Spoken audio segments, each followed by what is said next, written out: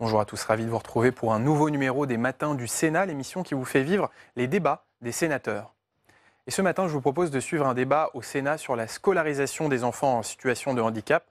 En 2018, 340 000 enfants handicapés sont scolarisés dans des écoles ordinaires, un chiffre qui a triplé en 10 ans.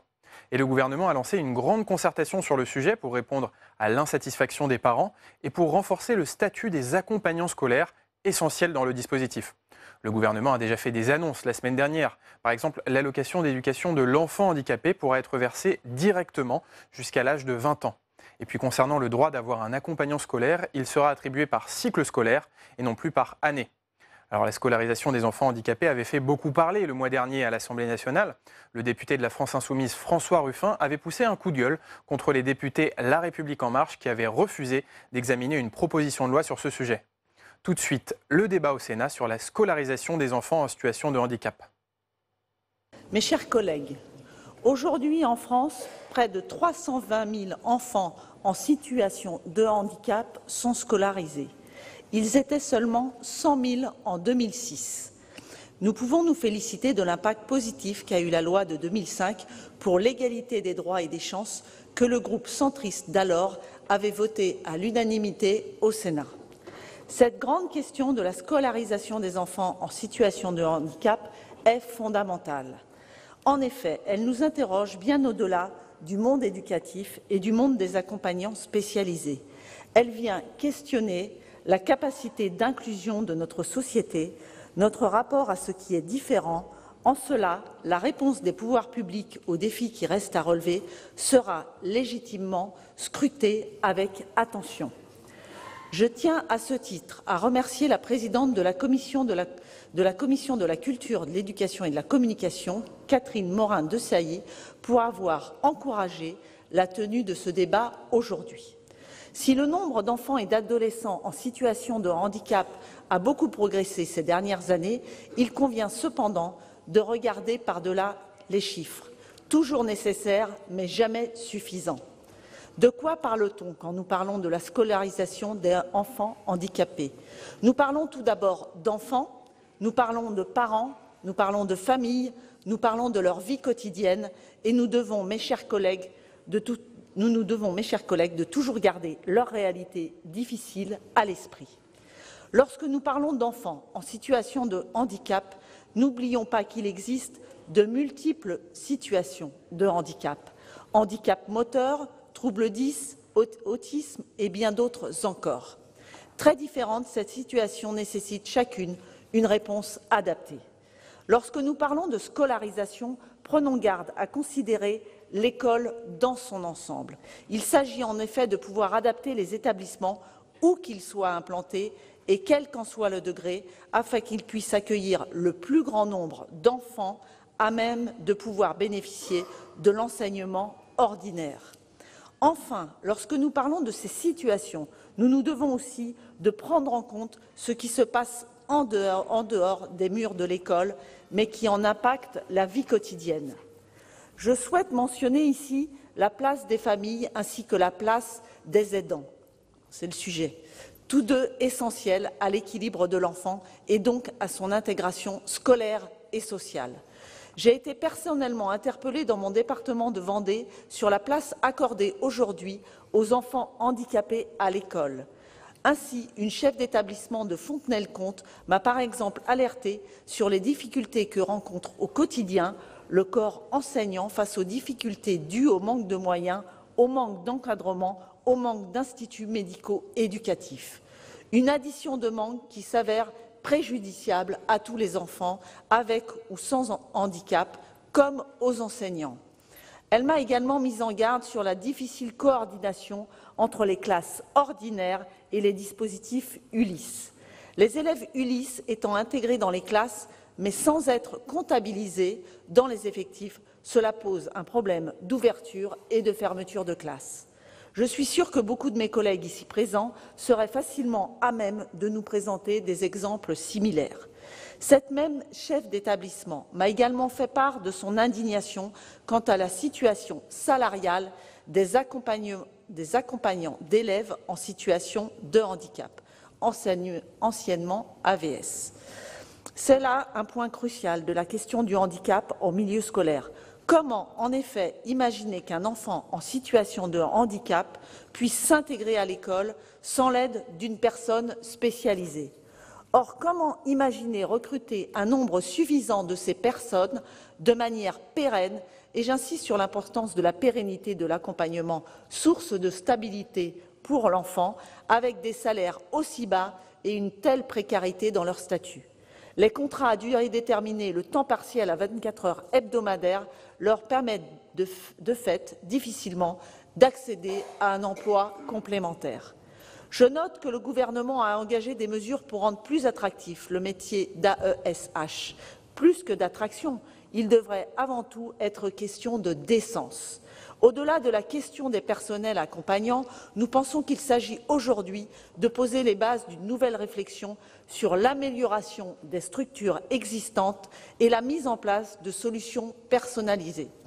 Il est en effet important d'améliorer tant quantitativement que qualitativement l'accompagnement des élèves handicapés. Scolariser les enfants en situation de handicap sans leur apporter le soutien dont ils ont besoin, c'est fragiliser l'ensemble du système éducatif.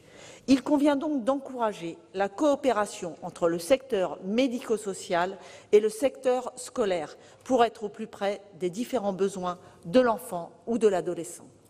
Les instituts médico-éducatifs peuvent à cet égard jouer un rôle intéressant dans la mise en place de solutions personnalisées. Or, la mise à disposition d'enseignants à laquelle s'est engagée l'Éducation nationale s'avère très variable selon les régions et souffre d'une sous-estimation chronique des besoins. Ces structures méritent d'être mieux épaulées dans leur mission, car elles offrent des services spécialisés et sont bien souvent une solution nécessaire à la prise en charge adaptée de l'enfant à son épanouissement, en complément, bien évidemment, des familles et de l'école. La stratégie du gouvernement en matière de handicap à l'école, menée conjointement par les ministres M. Blanquer et Mme Cluzel, présente certes des éléments intéressants. Ainsi, le principe de l'intégration numérique et des dernières innovations technologiques au service de l'intégration des personnes en situation de handicap dans la société nous paraît aller dans le bon sens. De même, le coup de projecteur accordé à l'autisme permettra, je l'espère, de mieux prendre en compte les multiples facettes de cette maladie complexe et encore trop méconnue. Mais quelle conclusion tirer, Monsieur le ministre, de ces mesures quand, dans le même temps, le gouvernement et la majorité à l'Assemblée nationale viennent de réduire à seulement 20% la part des logements adaptés dans les constructions de logements neufs, malgré les efforts du Sénat?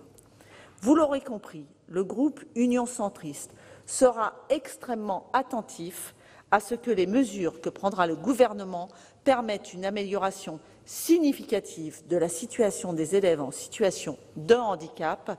Nous veillerons de façon tout aussi exigeante à ce que s'améliore la vie de leurs familles et des personnels qui les accompagnent au quotidien.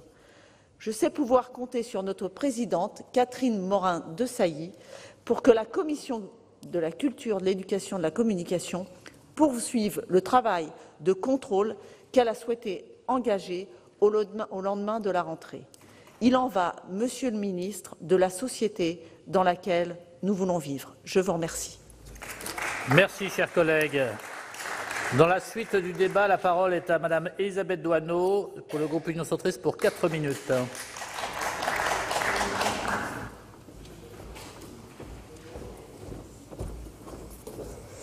Monsieur le Président, Monsieur le Ministre, mes chers collègues, tous les élus ont un jour été confrontés au désarroi de parents à la recherche d'une structure d'accueil pour leur enfant porteur de handicap.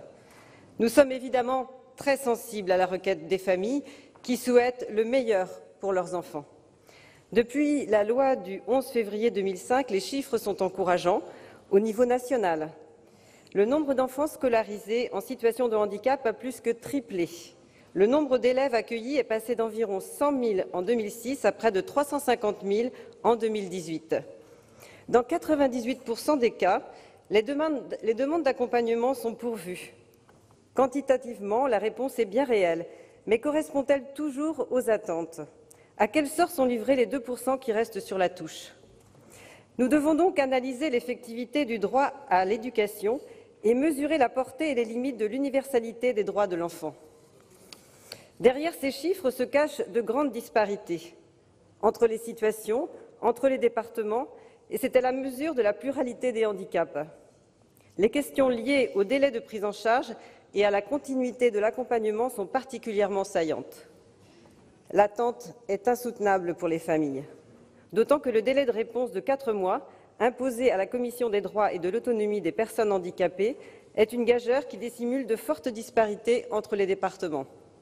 La proposition de loi, examinée récemment à l'Assemblée nationale, prévoyait de diviser par 2 ce délai. Mais sans moyens supplémentaires, peut-on y parvenir?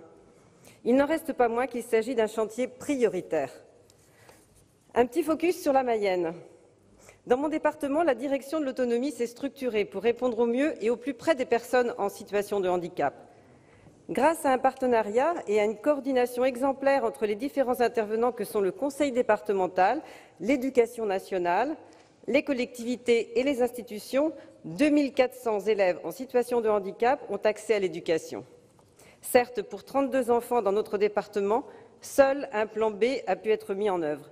Mais aucun enfant ne doit rester sans solution. Mais admettons-le, certaines solutions ne sont pas à la hauteur des attentes des parents. Et ce préjudice scolaire est vécu comme un préjudice moral, voire psychologique et parfois physique. Pour toutes les situations rencontrées, l'objectif prioritaire est de favoriser l'inclusion scolaire dans le milieu dit ordinaire. C'est le cas de 89% des enfants en situation de handicap en Mayenne. Pour 11% d'entre eux, la nécessité de soins thérapeutiques n'est pas favorable à l'inclusion scolaire. La prise en charge du handicap appelle des solutions innovantes. Et dans mon département, il a été créé une unité localisée pour l'inclusion scolaire, ULIS, intitulée « Appui en milieu ordinaire ». Les adolescents sont accueillis en CAP au sein de 3 établissements scolaires différents. Un enseignant répartit son temps entre les 3 établissements afin de répondre aux difficultés rencontrées par les élèves et apporter les adaptations nécessaires en lien avec les enseignants. Cette success story, on pourrait dire, est une initiative qui n'est pas académique, mais qui s'avère donner d'excellents résultats, puisque ces élèves ont pu accéder au diplôme du CAP et par conséquent à l'emploi. Cet exemple illustre la nécessité de faire preuve d'imagination pour répondre à toutes les situations dans l'intérêt exclusif de l'enfant. Ces résultats intéressants obtenus en Mayenne sont le fruit d'une volonté politique de coopération efficace de tous les acteurs concernés, au bénéfice des enfants en situation de handicap. L'enfant en situation de handicap est à la fois un enfant, un patient et un élève. L'approche transversale des politiques publiques sur la question du handicap est à approfondir pour gommer les rigidités et ne pas pénaliser encore davantage les enfants et leurs familles. La recherche du bien-être de l'enfant est une quête du bonheur par la famille. Je conclurai donc par ces mots de Prévert. Le bonheur en partant m'a dit qu'il reviendrait, que la colère y serait le drapeau blanc, il comprendrait. Merci, chers collègues. La parole est à Madame Mello pour les Indépendants pour 6 minutes.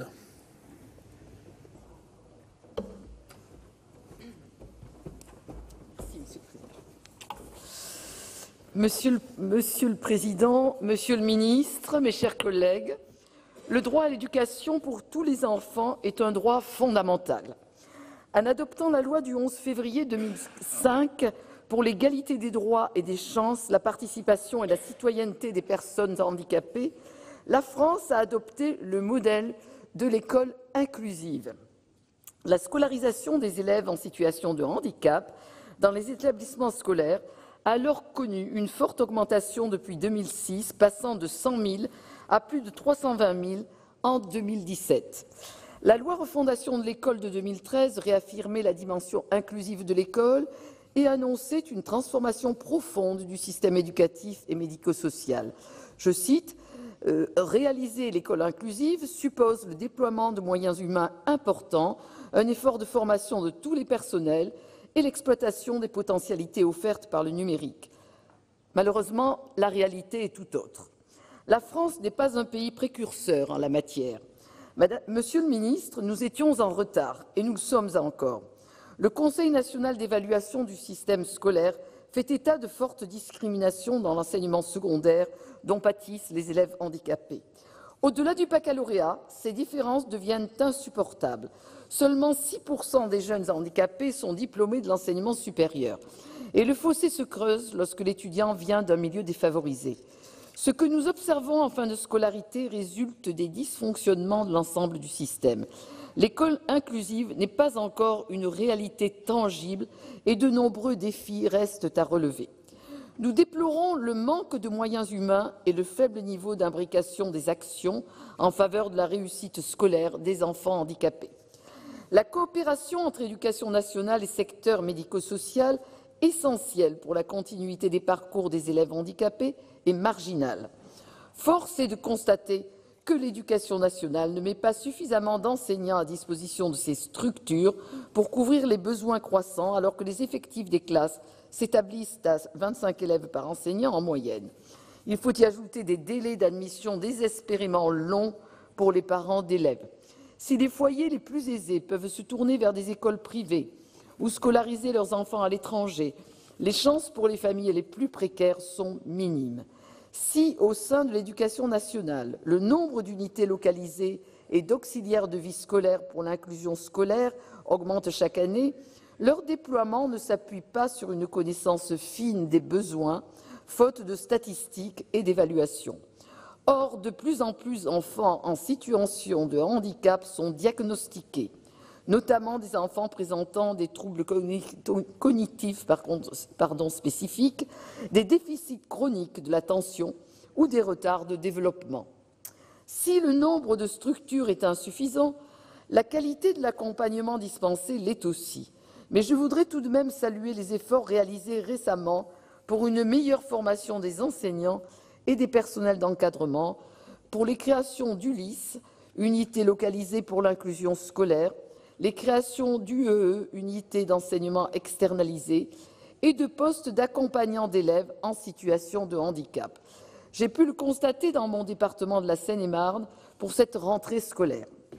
Mais les enseignants et les accompagnants de vie scolaire ne disposent pas des compétences spécifiques nécessaires lorsqu'il s'agit de certains handicaps tels que les troubles du spectre de l'autisme. Entre 2004 et 2014, le Conseil de l'Europe a condamné la France à 5 reprises pour violation de la Charte sociale européenne, jugeant les AVS, aujourd'hui AESH, précaires et peu formés, inefficaces pour l'accompagnement scolaire des enfants autistes. L'exil de ces élèves vers la Belgique est, Monsieur le ministre, inadmissible. La loi consacre l'existence d'un principe de réponse éducative adapté pour chaque élève. Le seul accès de droit à l'école de la République n'est pas suffisant. La complexité de chaque situation appelle des réponses adaptées, souples et modulables pour sauver ces enfants de leur exil intérieur. Monsieur le ministre, avec Monsieur le ministre de l'Éducation nationale, vous avez lancé une concertation auprès du Conseil national consultatif des personnes handicapées, des parents, des organisations syndicales et des accompagnants pour rénover le dispositif d'accompagnement des élèves en situation de handicap à partir de la rentrée 2019. L'initiative est louable. Il faut espérer qu'elle débouche sur des mesures concrètes. Des pôles inclusifs d'accompagnement localisés, PIAL, sont également expérimentés dans chaque académie depuis la rentrée. Je ne doute pas qu'une évaluation sera réalisée avant la fin de l'année scolaire. Monsieur le ministre, c'est une transformation profonde et pérenne que les parents attendent. J'entends par là des actions concrètes, dignes d'un grand pays comme la France. Je vous remercie. Merci, chers collègues. Dans la suite de la discussion, la parole est à Monsieur Philippe Mouillet pour le groupe Les Républicains pour 5 minutes.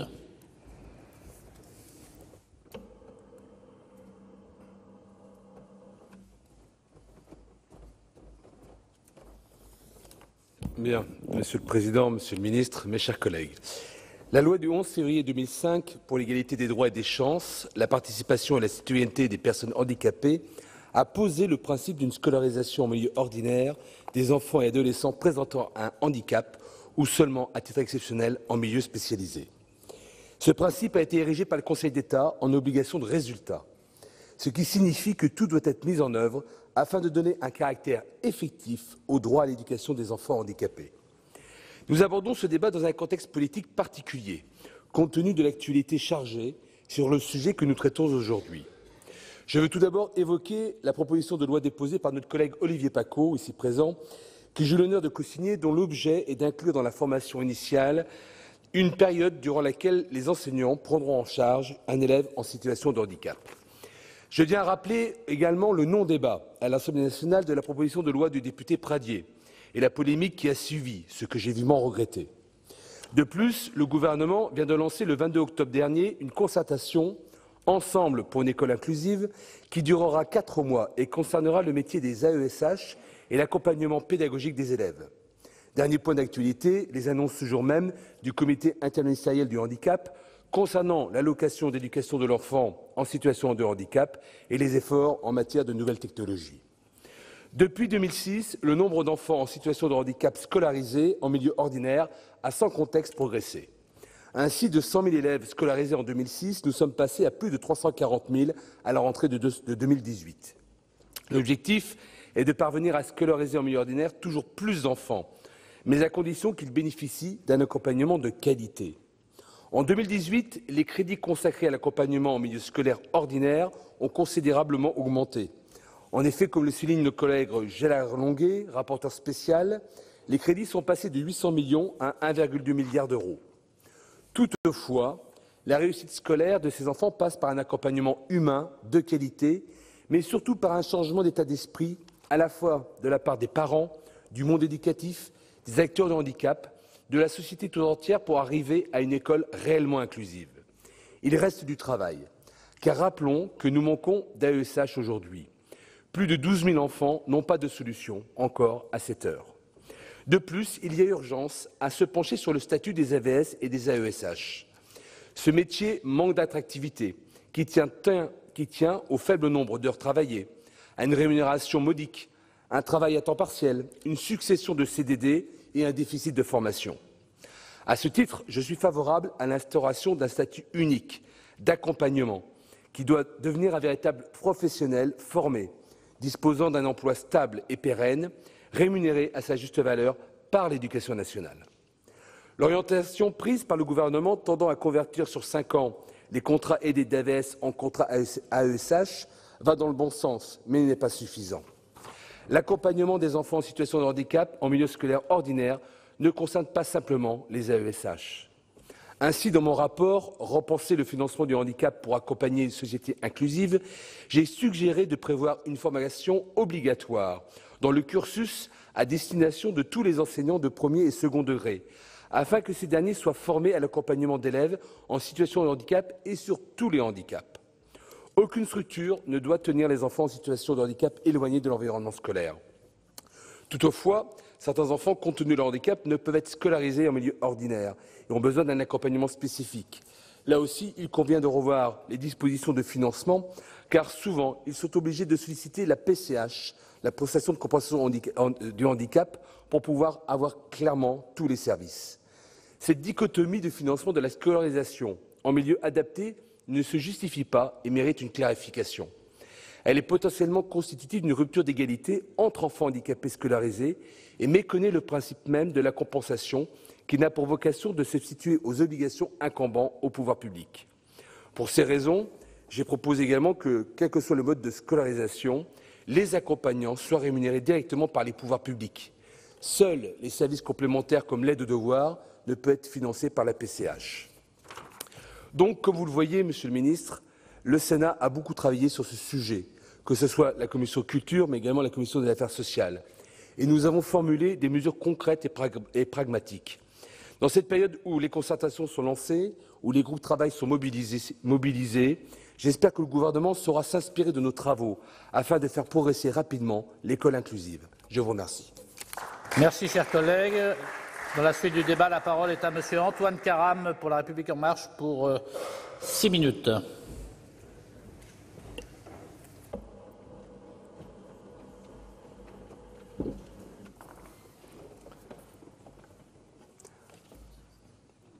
Monsieur le Président, Monsieur le ministre, mes chers collègues, la scolarisation des enfants en situation de handicap a fait l'objet, nous le savons, de vives polémiques ces dernières semaines à l'Assemblée nationale. Gageons que nous saurons ici, au Sénat, débattre dans le respect des uns et des autres, mais aussi, j'ose le dire, dans une forme d'unité que ce sujet commande. Pour commencer, je voudrais saluer l'engagement quotidien de l'ensemble des acteurs, familles, associations, professionnels et enseignants, investis pour l'accueil et la prise en charge des enfants en situation de handicap dans nos établissements scolaires.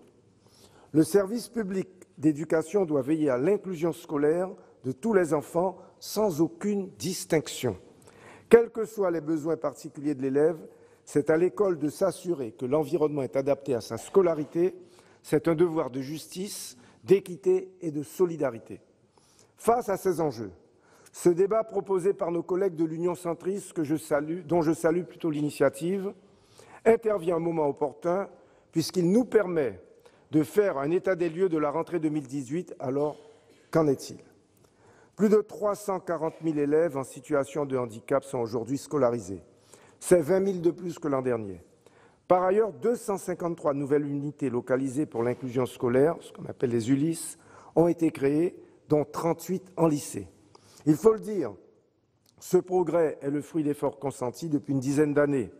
Le droit à la scolarisation institué par la loi du 11 février 2005 a d'abord permis des avancées majeures avant que le principe de l'école inclusive ne devienne en 2013 une priorité nationale. C'est ainsi qu'en un peu plus de 10 ans, le nombre d'élèves scolarisés en milieu ordinaire a été multiplié,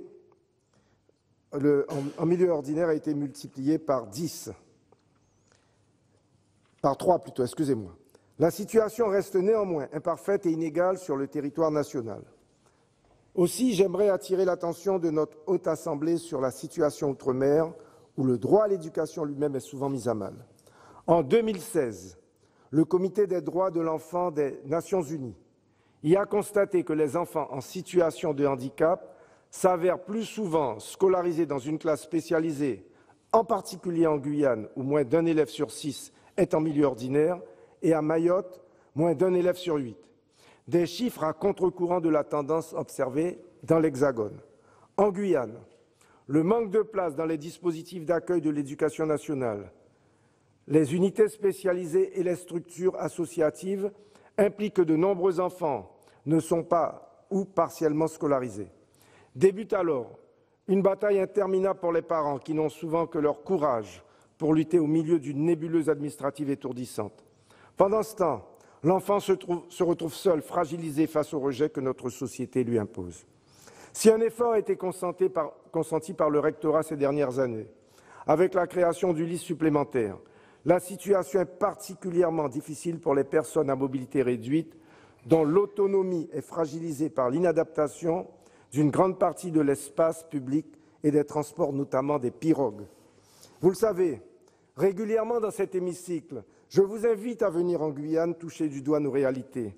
Alors plus que jamais, chers collègues, allons ensemble à Trois-Sauts, village le plus reculé du territoire et certainement de France, où le premier collège est à 7 heures de pirogue. Vous verrez qu'un enfant dont le diagnostic aurait préconisé une scolarisation dans une classe spécialisée ne peut y accéder, sauf à s'éloigner dès le plus jeune âge de son foyer familial. Pourtant, vous en conviendrez, lui aussi a le droit à la scolarisation. Les chiffres encourageants précédemment évoqués ne sauraient donc se suffire à eux-mêmes, tant la réussite de l'école inclusive repose également sur une amélioration qualitative des conditions d'accueil et d'accompagnement des élèves.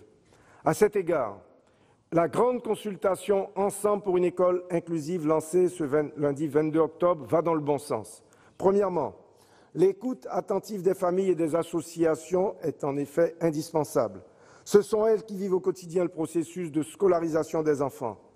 Il est important de les soutenir, de leur donner toute leur place au sein de l'école, à travers des échanges nourris avec les équipes éducatives et l'aide de la MDPH. Deuxièmement, la transformation du métier d'accompagnement est aussi fondamentale. Pour cette rentrée, 29 000 emplois aidés et 43 000 accompagnants des élèves en situation de handicap, les AESH, sont mobilisés sur le terrain. Le PLF pour 2019 prévoit également le financement de 12 400 nouveaux emplois d'accompagnement, dont 6 400 au titre de la poursuite du plan de transformation des contrats aidés et 6 000 AESH supplémentaires.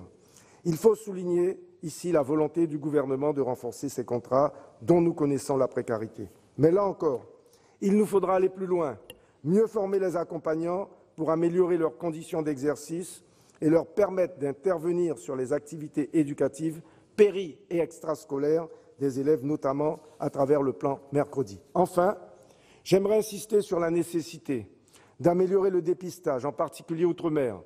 Il nous faut développer les outils de diagnostic afin d'éviter des repérages tardifs et les mauvaises orientations.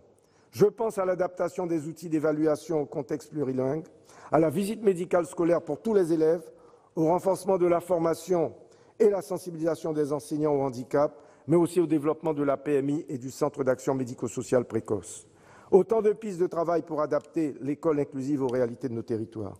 La volonté et les initiatives sont là.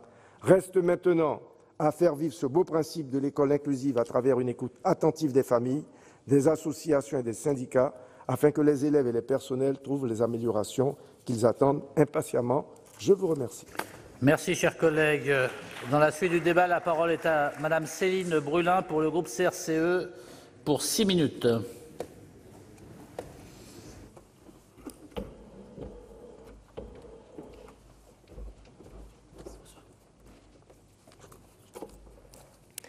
Monsieur le Président, Monsieur le Ministre, mes chers collègues, le gouvernement affirme vouloir atteindre une école pleinement inclusive, sans aucune discrimination à l'égard des enfants en situation de handicap d'ici 2022.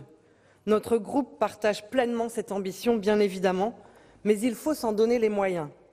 Car si le nombre de jeunes en situation de handicap scolarisés a triplé depuis la grande loi handicap de 2005, la réalité reste insupportable pour beaucoup d'enfants et de familles. En plus de devoir faire face au handicap, beaucoup connaissent en effet des situations de détresse. Nous en avons tous des exemples en tête. Au point que certaines administrations vont jusqu'à proposer des solutions à l'étranger, notamment en Belgique, quand pour d'autres familles, il ne reste plus qu'à se tourner vers l'enseignement privé, proposant une prise en charge que le public n'offre pas toujours. Il y a surtout des enfants déscolarisés ou scolarisés à la maison, parfois pendant plusieurs années, faute de solutions adaptées, avec toutes les conséquences que cela entraîne, pour les enfants, mais aussi pour les parents, qui doivent souvent arrêter de travailler et vivre avec une allocation journalière de présence parentale inférieure au SMIC. Cette ambition nécessite d'accélérer la mise en accessibilité des établissements. C'est une véritable urgence, rappelée par le Conseil d'État en 2011 et par le Défenseur des droits un an plus tard. Mais les baisses successives des dotations des collectivités les mettent en difficulté pour répondre à cet enjeu. Combien d'écoles maternelles, élémentaires, de collèges ou de lycées nécessitent encore des investissements en ce sens? Il faut aussi évoquer les plus de 12 000 enfants qui ne relèvent pas d'une scolarisation en milieu ordinaire et qui sont en attente d'une place dans une structure adaptée, telle un CESAD ou un IME. C'est par exemple le cas du jeune Élouan, qui attend depuis 2016 une place en IME. Et c'est le parcours du combattant pour sa maman, qui doit multiplier les démarches pour en obtenir une avant que celui-ci n'entre au collège l'an prochain. Car si Élouan peut suivre 4 matinées à l'école élémentaire, le collège lui est formellement déconseillé. Donc oui, il faut autoriser de nouvelles places dans les établissements médico-sociaux adaptés et il faut recruter des enseignants intervenant dans ces structures. Or, dans certains départements, leur nombre est en baisse. Les ULIS doivent être prises en compte dans les effectifs des établissements.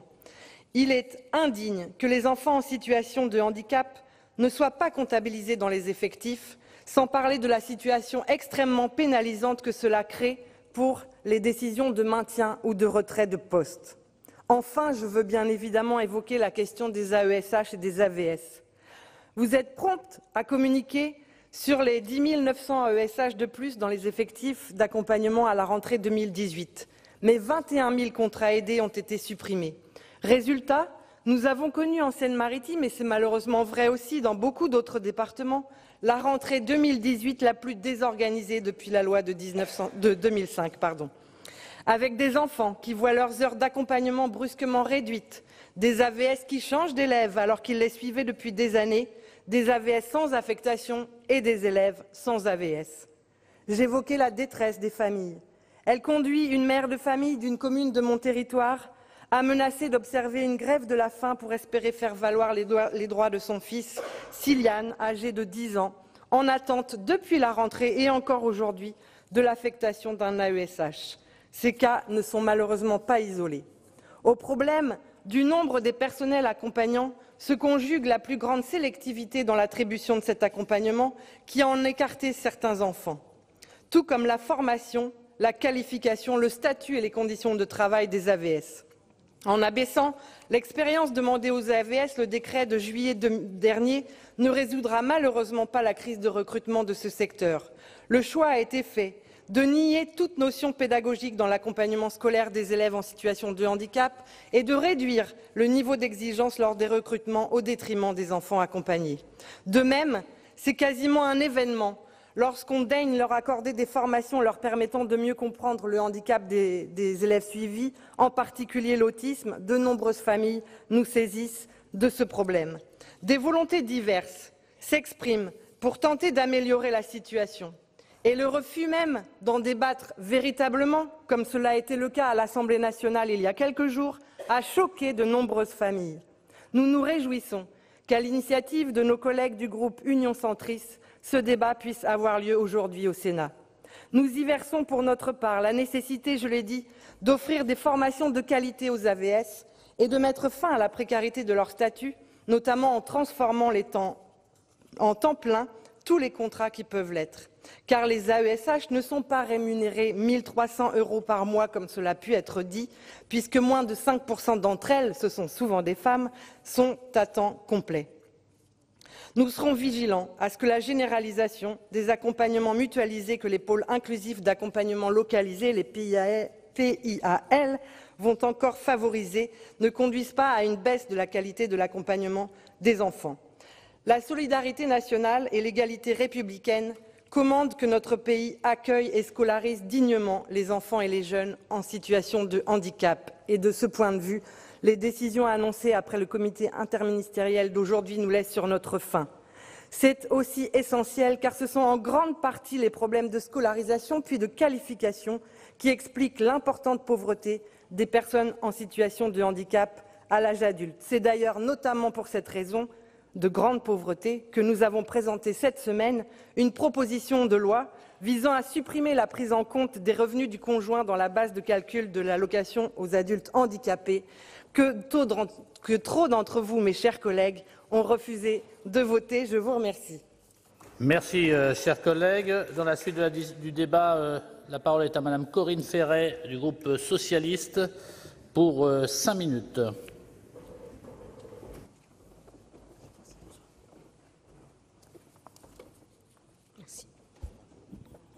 Monsieur le Président, Monsieur le Ministre, mes chers collègues, je souhaite tout d'abord me faire le porte-voix de toutes ces familles, notamment dans le Calvados, qui se mobilisent depuis la rentrée pour défendre l'accompagnement scolaire des enfants en situation de handicap.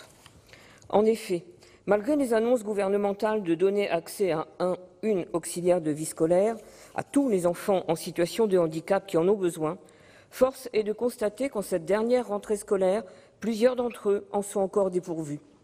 Comment ne pas comprendre le désarroi de ces parents d'élèves handicapés qui, faute de s'être vus attribuer par l'Éducation nationale un AVS, n'ont aucune solution de scolarisation, bénéficient d'un temps faible d'école ou doivent patienter sur les listes d'attente des établissements spécialisés. En 2018, en France, le droit à l'éducation pour tous les enfants, quel que soit leur handicap, devrait être un droit effectif. C'est une question de justice sociale, une question de solidarité. Le gouvernement a lancé lundi dernier une concertation visant à rénover, je cite, les dispositifs d'accompagnement pour les écoliers ayant des besoins spécifiques tout au long de leur scolarité. Des sujets centraux, comme ceux de la formation des enseignants ou du statut des accompagnements d'élèves handicapés, vont être abordés. C'est une bonne chose et je salue cette volonté. Mais en même temps, je regrette qu'il n'ait pas été possible de débattre encore très récemment à l'Assemblée nationale, cela a été évoqué, d'une proposition de loi relative à l'inclusion des élèves en situation de handicap. Ce soir, je souhaite profiter de ce débat pour vous alerter, Monsieur le Ministre, sur la nécessaire remise à plat des dispositifs d'accompagnement existants au regard de la situation actuelle des enfants avec troubles spécifiques du langage et des apprentissages, troubles cognitifs spécifiques, dyspraxie, dysphasie, dyslexie, dyscalculie, troubles du déficit de l'attention avec ou sans hyperactivité, troubles des fonctions exécutives. Les enfants 10 et TDAH en somme. Et ils sont nombreux. Suite à l'adoption de la loi d'orientation et de programmation pour la refondation de l'école de la République du 8 juillet 2013 et l'émission de la circulaire du 22 janvier 2015, le plan d'accompagnement personnalisé peut être proposé à des enfants présentant des troubles des apprentissages. Dans les faits, ce dispositif s'inscrit en substitution du projet personnalisé de scolarisation. Et les enfants 10 et TDAH sont donc placés en dehors du champ de la politique du handicap et privés ainsi du bénéfice de l'accès à un certain nombre d'aides et de droits. Pour cette raison, le PAP est à l'origine, vous le savez, d'une profonde division dans le monde du handicap, des 10 en particulier.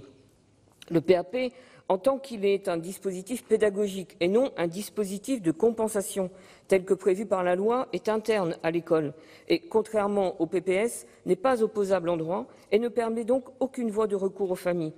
Surtout, il est basé sur la notion peu claire et approximative de difficulté scolaire et n'est donc pas adapté à des enfants en situation de handicap, 10, TDAH, ces troubles nécessitant une connaissance fine du tableau cognitif de l'enfant qui permettra d'identifier les fonctions déficitaires, mais surtout autant celles qui sont préservées. De plus en plus de MDPH renvoient les 10 et TDAH vers le PAP, y compris lorsque les troubles sont importants et multiples et que les dossiers de demande d'aide des familles sont complets et fondés. Ainsi écartés du champ du handicap et des mesures dédiées, les familles ne peuvent se voir attribuer l'allocation d'éducation de l'enfant handicapé, allocation compensatoire qui permet de financer les indispensables bilans complémentaires et d'aider à faire face aux coûts des rééducations non remboursables par la sécurité sociale. Hors reconnaissance MDPH, les 10 ne peuvent ainsi bénéficier des notifications de matériel informatique, ordinateurs, logiciels spécifiques fournis par l'Éducation nationale, entre autres. De même, les coûts des bilans rééducation, matériel pédagogique adapté vont alors reposer uniquement sur les familles. Et pour en finir, l'enfant 10 ne disposera évidemment pas d'un accompagnement AVS. Monsieur le ministre, pour toutes ces raisons, je pense qu'il est urgent d'entendre les arguments de toutes ces familles ainsi que des professionnels, qu'ils soient orthophonistes, psychomotriciens, ergothérapeutes. C'est l'esprit et la lettre de la loi handicap de 2005 et sa promesse d'égalité des chances fondée sur la compensation de handicap qui sont, avec le PAP, véritablement bafoués pour les enfants 10 et TDAH. Je souhaite donc que la concertation que vous avez lancée lundi mette définitivement un terme à cette situation hautement préjudiciable aux enfants avec troubles spécifiques du langage et des apprentissages, 10, TDAH et à leurs familles. Je vous remercie. Merci, chers collègues. Dans la suite du débat, la parole est à Monsieur Guillaume Arnel pour le groupe RDSE pour 7 minutes.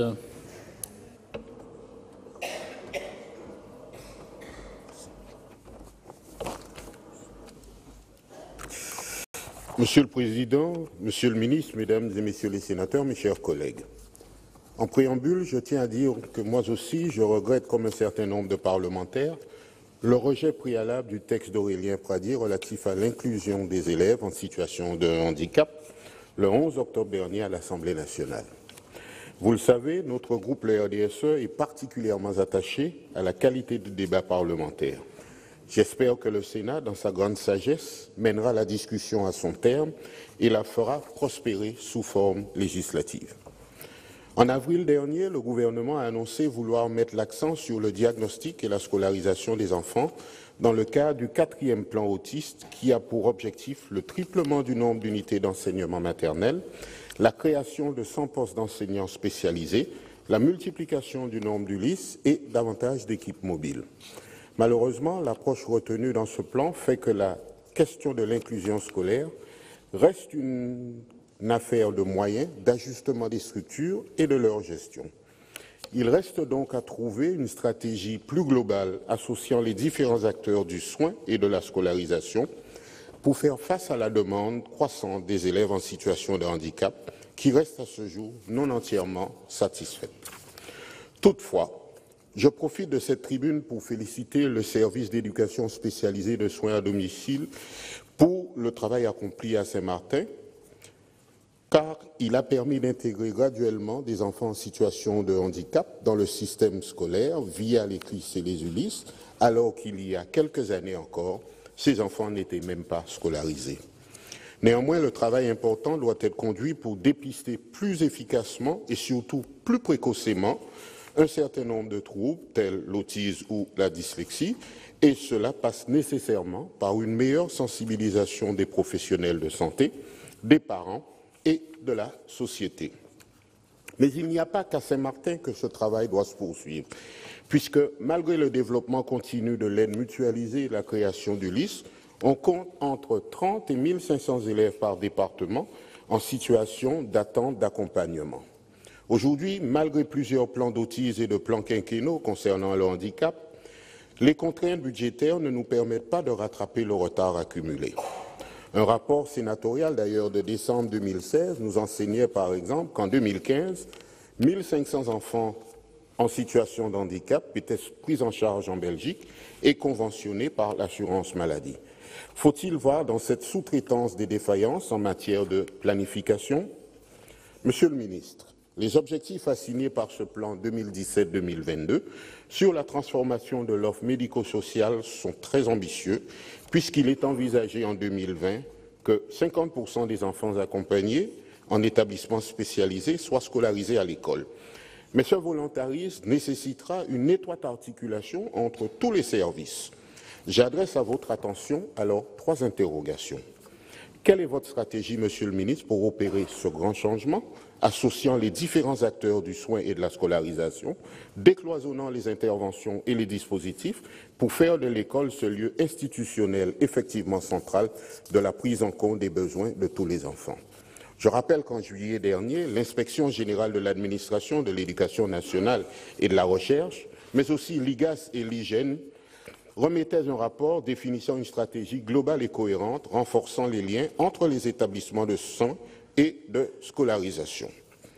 Les unités d'enseignement externalisées, ainsi que les unités de soins mobiles devraient pouvoir être décuplées et pilotées au sein d'une plateforme de services au niveau départemental. L'urgence, c'est aussi de répondre à la situation de ce que nous appelons les invisibles de l'éducation nationale, entre guillemets, que sont les auxiliaires de vie scolaire, les AVS, et les accompagnants en situation de handicap, les AESH. Sans ces personnes, très investies dans leur mission, qui malheureusement exercent dans des conditions difficiles et souvent précaires, l'inclusion scolaire n'aurait jamais pu progresser comme elle l'a fait. Ceci m'amène à ma deuxième interrogation. Que proposez-vous pour en simplifier la gestion et pour créer un parcours pérenne et attractif de ces métiers? Troisièmement, quel est votre regard sur la situation des enseignants référents? Ces derniers peuvent accompagner aujourd'hui jusqu'à 350 élèves en situation de handicap, alors que le CNCPH recommandait que le nombre d'élèves suivis n'excède pas 120 pour mettre en œuvre dans de bonnes conditions le projet personnalisé de scolarisation. D'autre part, comment lutter contre les situations fortement inégales entre les territoires, où les solutions et les services proposés aux enfants en situation de handicap varient selon les établissements? Enfin, le gouvernement a annoncé l'ouverture de 250 ULIS à l'horizon 2022. Mais un récent rapport de l'IGAS a précisé qu'au rythme actuel de la progression du nombre d'enfants devant être pris en charge en ULIS, il faudrait ouvrir non pas 50 unités supplémentaires par an d'ici 2022, mais 240 en moyenne. Monsieur le ministre, mes chers collègues, la loi de 2005 a marqué un tournant décisif en direction de l'inclusion scolaire des élèves en situation de handicap. C'est indéniable. Les effets qu'elle a produits apparaissent extrêmement positifs. Cependant, de nombreux défis subsistent pour permettre à l'école d'instruire et d'éduquer tous les enfants et adolescents en situation de handicap, sans distinction aucune. Nous vous invitons, Monsieur le ministre, à un travail de concertation avec le Parlement pour y apporter ensemble et rapidement les améliorations nécessaires. Merci, chers collègues. Dans la suite du débat, la parole est à Madame Nassima Dindar pour le groupe Union centriste. Pour 4 minutes.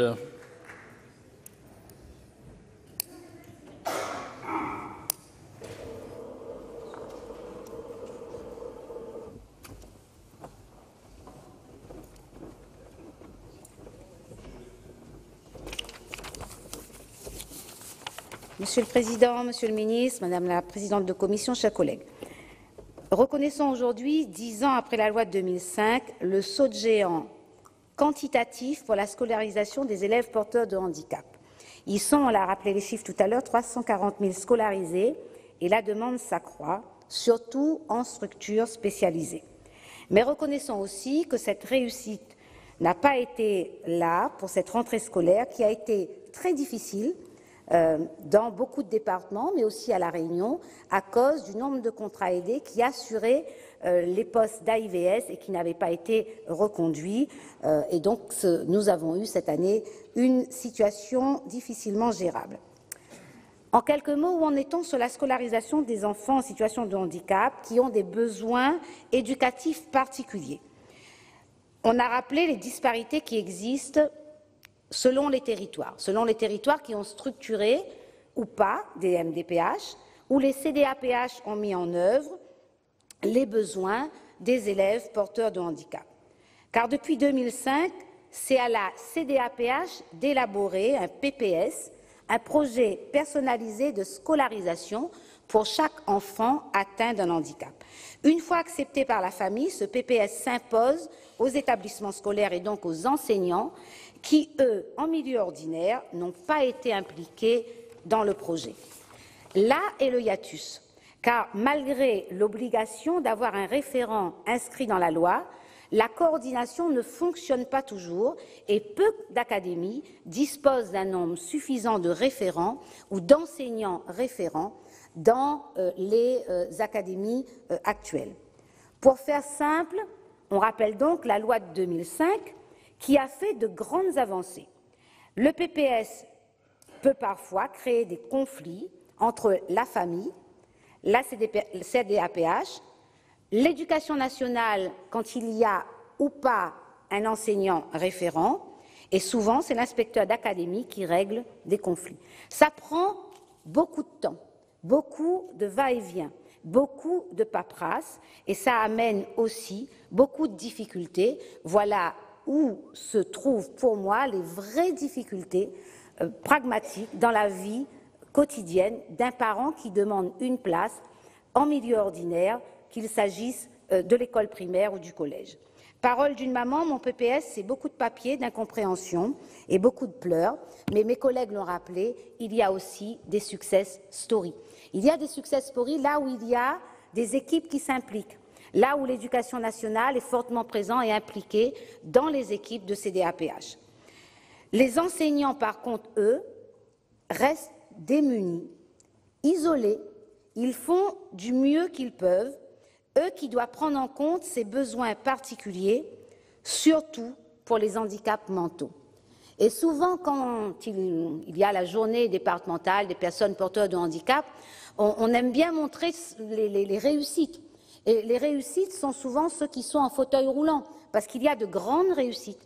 On affiche plus facilement, parce que c'est plus facile à démontrer, mais il y a des charges beaucoup plus lourdes pour la scolarisation des porteurs de handicap mentaux principalement. En parallèle, j'ajouterai qu'il manque également à côté des CLIS et des UPI le soutien nécessaire avec les CESAD. Quand il y en a sur un territoire, les CESAD peuvent collaborer avec les établissements médico-sociaux, moins facilement avec les écoles, parce qu'il n'y a pas de la même façon la coordination entre l'éducation nationale et ce qu'on appelle tous les unités d'accompagnement médical. Donc je crois qu'il y a une vraie coordination à apporter. Il faut conclure, chers collègues. Convenons que le sujet n'est pas simple et que la feuille de route du gouvernement prend le bon chemin et rencontre une adhésion certaine de la part des acteurs impliqués. Moi, je soutiens la création des postes à ESH, comme la formation des enseignants, qui va permettre une meilleure intégration de ces enfants et améliorer les problèmes de continuité de l'accompagnement de ces enfants. Merci, cher collègue. Vous avez tout identifié. Je veux juste rajouter une chose. Oui, mais... J'aimerais bien l'ouverture des postes CAPA-SH, parce que c'est vrai qu'il en manque. Et comment attirer des enseignants, parce que c'est un métier difficile. Cher collègue. En vous remerciant. Désolé, mais sinon on n'aura pas de réponse du ministre. Si on déborde trop, on n'aura pas de réponse du ministre. Donc ça ne sert à rien de débattre. Donc, dans la suite du débat, la parole est à Monsieur Olivier Paccaud pour les Républicains. Pour 5 minutes.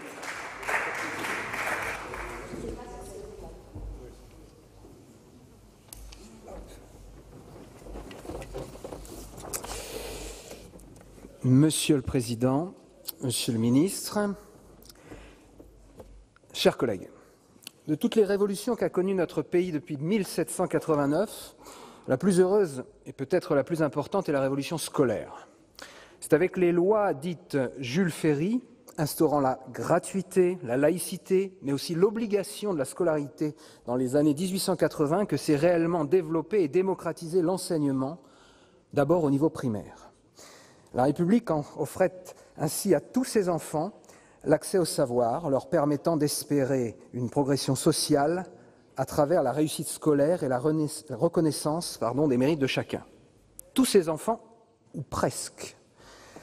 Au fil des décennies et des républiques, l'esprit des dites lois s'est décliné et complété avec une démocratisation de l'accès au collège, puis au lycée, et enfin à l'université. Mais cette belle œuvre de diffusion du savoir dans toutes les couches de la société a longtemps, trop longtemps, oublié les enfants en situation de handicap. Avec la loi du 11 février 2005, dont beaucoup de mes prédécesseurs ont parlé, pour l'égalité des droits et des chances, la participation et la citoyenneté des personnes handicapées, la scolarisation des élèves handicapés dans le milieu scolaire est devenue un principe de droit. Beaucoup a ainsi été fait pour accueillir ces élèves différents et les intégrer au mieux au sein des classes. L'instauration en 2000 d'auxiliaires de vie scolaire, AVS, et désormais d'accompagnement des élèves en situation de handicap, AESH, a été une étape charnière. Aujourd'hui, il est d'ailleurs difficilement envisageable d'imaginer la scolarisation des enfants handicapés sans l'aide des AESH. Au contraire, bien des parents, mais aussi des enseignants, déplorent leur nombre insuffisant de ces personnels dont le statut et la formation sont à préciser. La récente rentrée scolaire a d'ailleurs eu son lot de déceptions et de mécontentement, avec de nombreux enfants sans AESH, mais aussi beaucoup de cas d'AESH pré-recrutés pour être finalement remerciés sans explication le lendemain ou la semaine suivant leur recrutement. J'ai beaucoup d'exemples dans mon département de l'Oise que je pourrais vous donner. Afin d'améliorer encore cette insertion des élèves en situation de handicap au cœur des classes traditionnelles, il pourrait être précieux de permettre aux enseignants de mieux appréhender et comprendre les difficultés spécifiques et toujours particulières de ces enfants. En effet, le Code de l'éducation prévoit très précisément dans son article L. 721-2 que les écoles supérieures du professorat et de l'éducation organisent des formations de sensibilisation à l'égalité entre les hommes et les femmes, à la lutte contre les discriminations, à la scolarisation des élèves en situation de handicap. Mais dans la réalité, et même si chaque SP présente ses particularités, la prise en considération de la problématique des enfants handicapés est au mieux rare et insuffisante, au pire inexistante. Aussi pourrait-il être pertinent et formateur d'inclure dans le cursus des futurs professeurs une période consacrée exclusivement à l'accompagnement d'élèves handicapés. C'est d'ailleurs l'objet d'une proposition de loi que j'ai déposée le 13 juin dernier, qu'a évoqué mon collègue et ami Philippe Mouillet, et qui a été cosignée par près de 100 sénateurs, issus quasiment de tous les bancs de l'hémicycle.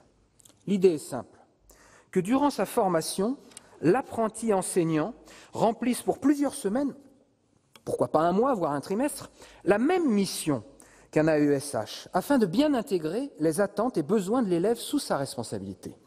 L'expérience ainsi acquise sera évidemment utile aux futurs maîtres lorsqu'ils auront à gérer des effectifs comprenant un ou plusieurs élèves en situation de handicap, qu'ils soient tutorés ou pas par un AESH. L'autre intérêt de ce dispositif serait de pouvoir prendre en charge personnellement bien plus d'enfants handicapés que ce n'est le cas aujourd'hui. Le coût d'une telle mesure serait par ailleurs très raisonnable. D'autres pistes sont aussi à creuser dans le cadre de la formation continue des enseignants titulaires. C'est une question en partie d'imagination, mais surtout de volonté gouvernementale. Monsieur le ministre, mes chers collègues, s'il est essentiel de renforcer les effectifs d'AESH ainsi que d'améliorer leur statut et leur formation en les professionnalisant, il est tout aussi indispensable de former les enseignants eux-mêmes à cet accueil des élèves en situation de handicap. C'est aux soins qu'elle apporte aux plus fragiles qu'on mesure la grandeur et la dignité d'une société. En matière de scolarisation des élèves en situation de handicap, des progrès ont été réalisés, mais il reste encore beaucoup à faire. Merci, chers collègues. Dans la suite du débat, la parole est à Madame Victoire Jasmin pour le groupe socialiste et républicain pour 5 minutes.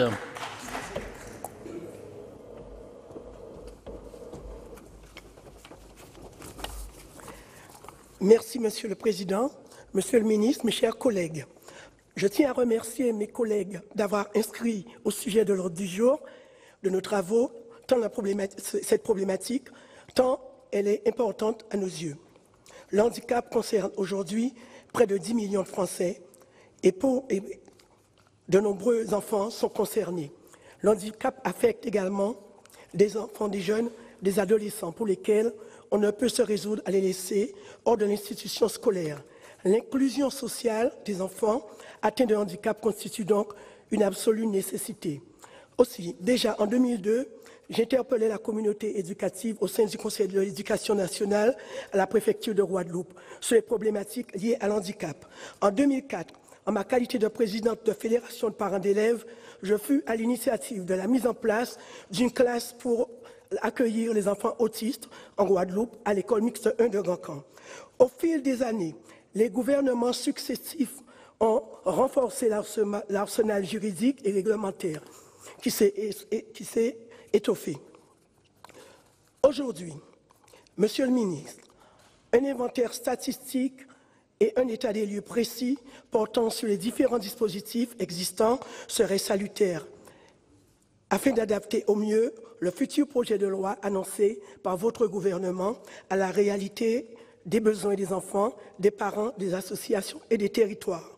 Permettez-moi de vous soumettre quelques propositions qui se veulent des orientations concrètes et techniques applicables d'ores et déjà à partir de la législation en vigueur pour faciliter l'inclusion pour tous ces enfants qui attendent et pour toutes ces familles. Face à l'augmentation des besoins, il devient indispensable de repenser la scolarité de ces enfants comme un parcours continu d'apprentissage personnalisé, à la fois sur le temps scolaire et sur le temps périscolaire. Cette transformation passe par une mobilisation de tous, l'État bien sûr, les collectivités locales, les conférences régionales de santé et de l'autonomie, les commissions des droits et de l'autonomie des personnes handicapées, les maisons départementales du handicap, et tous les acteurs médico-sociaux, libéraux et associatifs, avec le soutien des familles, afin de favoriser une prise en charge effectivement et transversale et inclusive. Je préconise des personnels de l'éducation, les enseignants et les non-enseignants, tels que les ATSEM, les animateurs, les personnels d'orientation, plus nombreux et mieux formés, grâce à des modules obligatoires sur le handicap dans le cadre de leur formation initiale et continue, comme l'apprentissage des fondamentaux de la langue des signes, par exemple. Des accompagnants d'élèves en situation de handicap disposant d'un statut unifié et mieux rémunéré avec un référentiel des métiers clairs et mieux valorisé. Un accompagnement des collectivités locales sur l'accessibilité du bâti et l'accessibilité des outils pédagogiques, comme par exemple pour les enfants du second degré, des espaces de lecture au sein de tous les centres de CDI, les centres de documentation et d'information en braille, avec des écouteurs pour l'audio description. La prise en charge par l'Éducation nationale de ressources et outils pédagogiques numériques tels que les tablettes ou les téléphones portables mis à la disposition exclusivement, je dis bien exclusivement, aux élèves sourds ou malentendants qui savent par contre lire et qui peuvent communiquer par écrit, notamment afin de leur permettre de transmettre et de recevoir des messages, mais surtout les messages d'alerte et d'urgence. La mise en place de référentiels nationaux applicables sur l'ensemble du territoire de la République, notamment pour les aménagements nécessaires pour le passage des diplômes et examens par des personnes en situation de handicap. Pour favoriser l'utilisation de l'alternance également et de l'apprentissage dans les différentes branches professionnelles, pour les jeunes en situation de handicap, il serait également utile de renforcer l'accompagnement spécifique pour les entreprises et les établissements scolaires en créant de nombreuses interfaces de dialogue, car en fonction de leur handicap, de leur capacité cognitive, les modalités de prise en charge des jeunes sont différentes, mais il faut les valoriser au sein d'un environnement sécurisé, différent et adapté. Mieux former, accompagner et informer les différents acteurs. Quelles sont mes recommandations pour améliorer les conditions d'accueil des enfants et adolescents en situation de handicap au sein de nos écoles et de nos établissements du second degré? Je vous remercie. Merci, chers collègues. Dans la suite du débat, la parole est à Monsieur Pierre Cuypers pour les Républicains pour 4 minutes.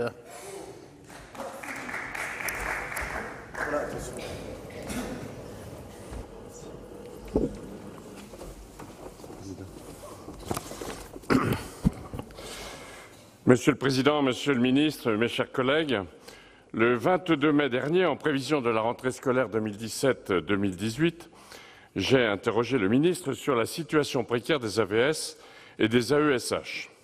Aucune réponse acceptable ne m'a été apportée, si ce n'est l'annonce d'un décret dont la parution était imminente et qui devait structurer davantage la profession. J'ai attendu naïvement ce décret. Hélas, le décret du 27 juillet ne règle en rien la situation de ces personnels, pas d'amélioration des conditions de travail et des salaires.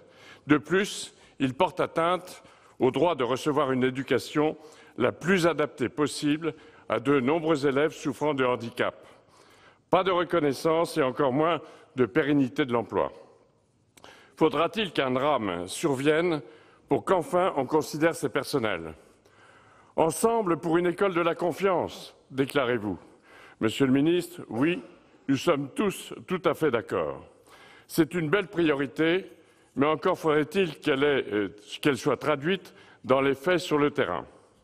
Des progrès ont été accomplis depuis le vote de la loi de février 2005 pour l'égalité des droits et des chances que nous devons à notre excellent collègue le président Philippe Bas. Dois-je rappeler que la situation des enfants en situation de handicap est en constante augmentation. Le recrutement sera encouragé, comme le prévoit d'ailleurs le décret de juillet 2018. Sera-t-il suffisant pour contenter toutes les demandes des parents? Et le salaire des personnels sera-t-il revalorisé? Je souligne que le salaire moyen d'un assistant est de 700 € par mois. Ces personnels sont mal rémunérés, en sous-effectif et en manque de reconnaissance, sans parler de l'absence de formation préalable pour la plupart d'entre eux. Monsieur le ministre, je souhaite vous soumettre un cas concret rencontré en Aquitaine, mais il en existe bien sûr d'autres ailleurs. À la fin du mois de septembre, un nombre important de personnels en renouvellement de CDD ou bénéficiant d'un contrat nouveau n'ont pas touché l'intégralité de leur salaire. Le rectorat de Bordeaux leur oppose une transmission tardive de leur dossier. Or, cette affirmation est fausse. Les salaires ne sont pas versés intégralement par l'Éducation nationale. Certains accompagnants sans avertissement n'ont reçu à mi-octobre que 70 % de leur salaire de septembre, les 30 % restants devant être versés avec le salaire d'octobre. Ils n'ont toujours rien reçu à ce jour. Le seront-ils? Au-delà de la situation financière difficile que vivent la majorité des AVS et AESH, se pose le problème de leur statut. Les contrats existants ne pérennisent pas les emplois et fragilisent la relation de confiance qui s'établit entre les enfants, les enseignants et la famille. Les enseignants reconnaissent eux-mêmes que sans ces accompagnants, il leur serait difficile de gérer une classe qui accueille un enfant handicapé. Monsieur le ministre, les recruter, c'est bien, comme le prévoit le décret de juillet. Les payer et leur proposer un contrat sérieux, c'est mieux.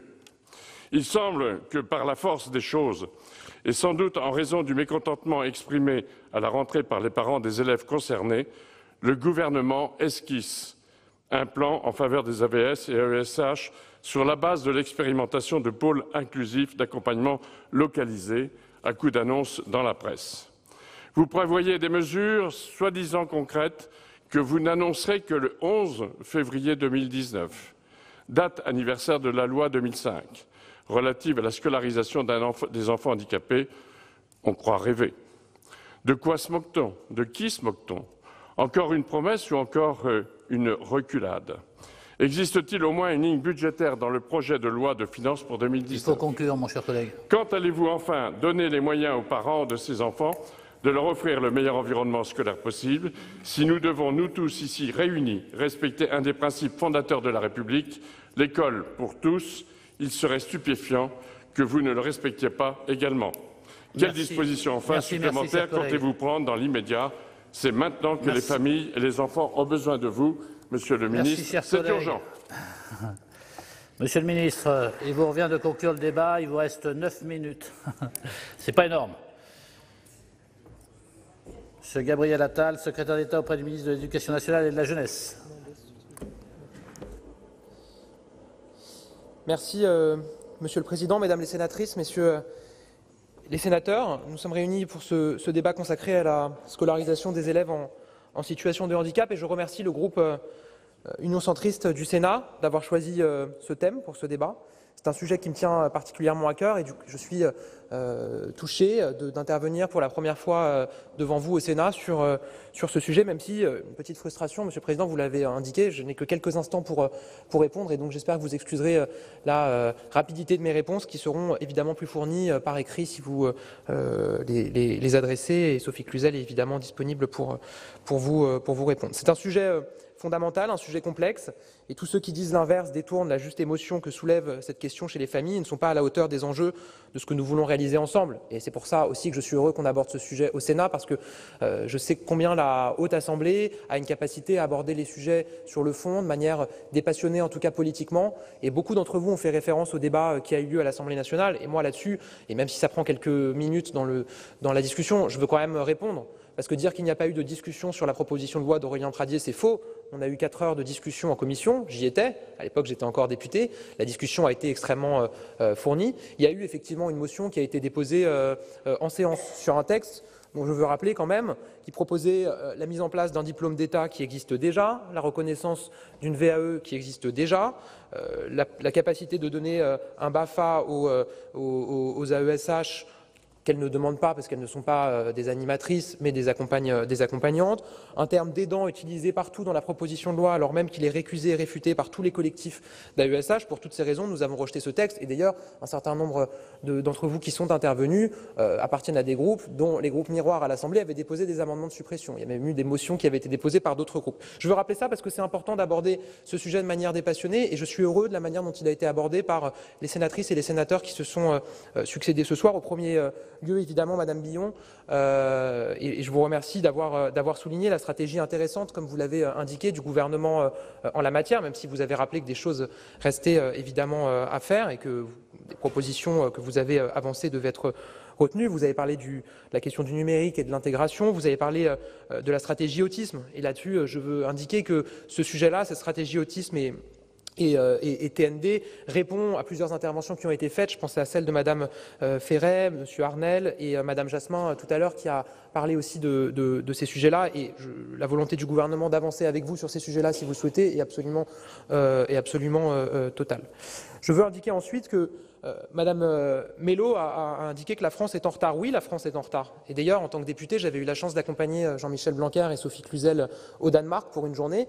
Et j'ai vu de mes yeux ce que c'était qu'une vraie école inclusive. J'ai vu à quel point il était possible de construire une école véritablement autour de l'inclusion des enfants en situation de handicap dans l'école avec les autres élèves et d'organiser tout un parcours autour de cet accueil. C'est donc qu'il est possible d'avancer. C'est donc qu'il est possible de progresser.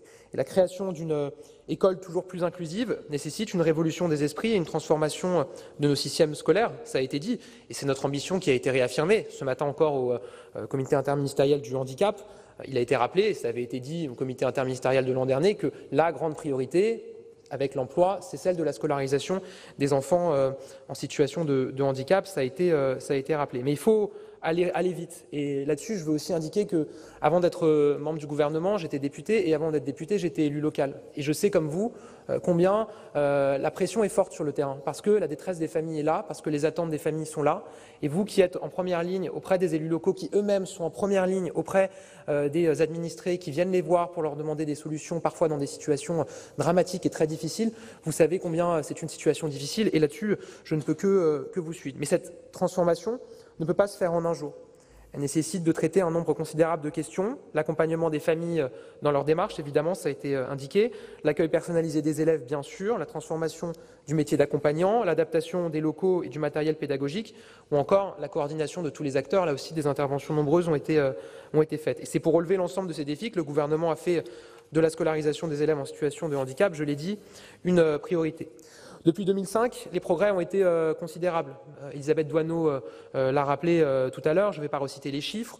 Antoine Karam l'a indiqué aussi. Je veux répondre à Antoine Karam en indiquant que, évidemment, on peut se satisfaire du fait que la situation ait progressé depuis 2005 et qu'il faut évidemment reconnaître que dans un certain nombre de territoires, et vous avez cité le vôtre évidemment, la Guyane, la situation reste difficile et que là aussi des progrès restent à réaliser. Et cette question de l'inclusion des élèves en situation de handicap en Outre-mer est une dimension évidemment particulière et particulièrement suivie de l'action du gouvernement. Et là-dessus, vous pouvez être assuré aussi que des progrès seront réalisés. Je ne reviens pas sur les détails que j'aurais pu vous fournir, mais qu'on vous fournira par écrit, puisque le temps, encore une fois, est compté. Il nous reste du chemin à faire au niveau national, d'autant que les prescriptions de handicap ne cessent d'augmenter.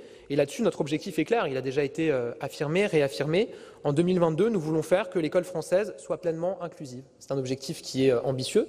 C'est un objectif qu'il nous faut atteindre et que nous allons atteindre. Nous travaillons depuis 1 an à la réalisation concrète de cet objectif. Ça passe par plusieurs choses. Un investissement massif dans le recrutement des accompagnants, ça a été indiqué. Le PLF 2019 prévoit le financement de 12 400 nouveaux emplois d'AESH. C'est pour répondre à M. Kuipers qui demandait si dans le PLF des moyens supplémentaires étaient proposés. Oui, ils sont dans le PLF 2019 que vous aurez à examiner et ils sont là. L'enjeu, et Mme Billon l'a dit, c'est la question de la pérennité. Et moi, je vous suis totalement sur ce sujet-là. La question du nombre n'est pas, le quantitatif n'est pas suffisant. L'enjeu, c'est la pérennité. Je rejoins cela en tout point. La pérennité, c'est quoi? C'est améliorer la qualité des contrats offerts aux accompagnants. Là-dessus aussi, pour la première fois depuis 10 ans, le nombre d'accompagnants ayant le statut d'AESH dépasse celui des emplois aidés qui était majoritaire jusqu'alors. C'est bien qu'il y a un saut qualitatif qui a été engagé. Et je veux rappeler à ce sujet à M. Pacaud que le recrutement des AESH se fait tout au long de l'année en fonction des notifications des MDPH et que donc se baser sur la seule rentrée scolaire me paraît un peu biaisé parce que c'est bien tout au long de l'année qu'il faut prendre en compte ce sujet-là. À la rentrée 2018, 29 000 emplois aidés et 43 041 AESH en équivalent temps plein accompagnaient les élèves en situation de handicap. Et à ce titre, je veux rappeler qu'aucun contrat aidé dédié à l'accompagnement du handicap n'a été supprimé, ni à cette rentrée, ni à la rentrée précédente. On sait qu'il y a eu une politique en matière de réduction des contrats aidés. Je ne vais pas rappeler pourquoi. Là, vous connaissez la position du gouvernement. Il y avait des priorités qui avaient été fixées, et notamment l'accompagnement des élèves en situation de handicap. Il n'y a pas eu de suppression de contrats liés à l'accompagnement. Donc, c'était pour Madame Dindar et puis Madame la sénatrice communiste dont j'ai oublié, je suis désolé, j'ai oublié le nom, voilà, mais qui se reconnaîtra, mais de toute façon, elle n'est plus là, donc voilà, Madame Belin. Et donc ces chiffres sont mais son collègue a entendu. Ces chiffres sont la traduction concrète de la volonté de ce gouvernement de donner un statut stable et pérenne aux accompagnants. La pérennité, ça passe aussi par l'amélioration de la formation des professeurs et des accompagnants. Et là-dessus, je rejoins totalement Philippe Mouillet qui en a parlé, la nécessité de renforcer la formation des enseignants. Il y a un grand chantier qui nous attend, qui est la loi qui sera portée par Jean-Michel Blanquer, qui comporte la question de la refonte de la formation des enseignants. Et il y a un objectif qui sera porté avec cette réforme, c'est que tous les enseignants aient bénéficié dans le cadre de leur formation de modules de formation sur l'accueil des élèves en situation de handicap. C'est un engagement qui est très fort et qui sera au cœur de cette réforme. La hausse de la scolarisation des élèves en situation de handicap est une réussite collective et elle implique désormais une évolution de la fonction d'accompagnant de ces élèves. Nous avons réalisé un progrès quantitatif formidable. Nous devons désormais réaliser un enjeu qualitatif, je viens de le dire, à relever ensemble. La nécessité d'un changement de paradigme est un constat aujourd'hui partagé par tous, les parents d'élèves, les professionnels et les associations. C'est pourquoi les ministres ont lancé ce lundi 22 octobre devant le CNCPH une large concertation. Ça a été rappelé aussi. Je ne vais pas indiquer à nouveau le sens de cette concertation qui a été annoncée, mais peut-être indiquer que l'objectif c'est d'établir une relation de confiance entre l'école et les familles à partir du PPS, qui deviendra l'outil d'organisation de la scolarité. Et là-dessus aussi, il y a eu plusieurs interventions extrêmement intéressantes que je rejoins en tout point, notamment de Madame Doineau, de Monsieur Mouillet aussi, sur la nécessité d'avancer sur les délais, sur la réduction des délais, sur la simplification du lien et de la relation entre les MDPH et les écoles. C'est un sujet sur lequel on travaille beaucoup globalement. C'est un sujet sur lequel il y a des choses qui ont été annoncées aussi ce matin dans le cadre du comité interministériel. Je pense notamment à l'allocation d'éducation de l'enfant handicapé, ça a été dit, dont les procédures ont été simplifiées. Et je veux indiquer que le rapport de mon ex-collègue Adrien Taquet, député des Hauts-de-Seine, propose aussi des mesures très intéressantes qui vont être reprises, et notamment le fait d'avoir 100% des MDPH équipés d'ici à fin 2019 pour permettre que justement toutes ces démarches administratives, toute cette paperasserie qui a été décrite par un certain nombre d'entre vous, on en vienne au bout, puisque l'important c'est la fluidité, c'est la simplification des démarches, et là-dessus on veut avancer. Un travail sur le métier d'accompagnement est aussi prévu afin de développer son attractivité. Là encore, Madame Billon, vous insistiez sur la question de l'attractivité qui n'était pas... Monsieur le ministre, il va falloir conclure, hein, s'il vous plaît. Oh là là, je suis désolé. C'est dur. Je prends ça comme une séance de bizutage pour ma première intervention devant vous. Je vais essayer d'aller vite. Bon, donc attractivité, là-dessus on pourra revenir dans un autre cadre pour échanger là-dessus. Et je veux insister enfin sur la question de l'expérimentation des pôles inclusifs d'accompagnement localisés. Parce que ça répond à l'intervention de Madame Brulin, dont je me souviens maintenant du nom, puisque ces PIAL concrétisent la mise en œuvre d'une nouvelle organisation pédagogique qui permet de mieux coordonner les moyens d'accompagnement en les modulant dans le temps comme dans l'espace. Et donc ça répond à son objectif de pivot qu'elle décrivait tout à l'heure, je ne reviens pas dessus, et ça apportera une souplesse organisationnelle bénéfique pour conduire les projets pédagogiques propres à chaque établissement. Je ne vais pas plus loin puisque je dois m'arrêter, simplement pour vous dire que voilà, j'étais heureux que pour cette première intervention rapide devant vous, on parle de ce sujet qui est un sujet fondamental et un sujet du concret et du quotidien pour beaucoup de Français et sur lequel, je sais, nous serons jugés à la fin de ce quinquennat dans notre capacité à voir avancer ou non. Pouvez-vous être assurés de la détermination du gouvernement, de Jean-Michel Blanquer, de Sophie Cluzel et désormais de la mienne pour avancer dans cette direction. Je vous remercie. Et voilà pour ce débat sur la scolarisation des enfants en situation de handicap. C'était le premier débat au Sénat de Gabriel Attal, nouveau secrétaire d'État auprès du ministre de l'Éducation nationale. Et le secrétaire d'État a avoué que la France était en retard par rapport aux pays scandinaves dans l'inclusion des enfants handicapés au sein des écoles ordinaires. Les sénateurs ont souligné le manque d'accompagnants scolaires de ces enfants car aujourd'hui, 12 000 élèves handicapés sont sans solution.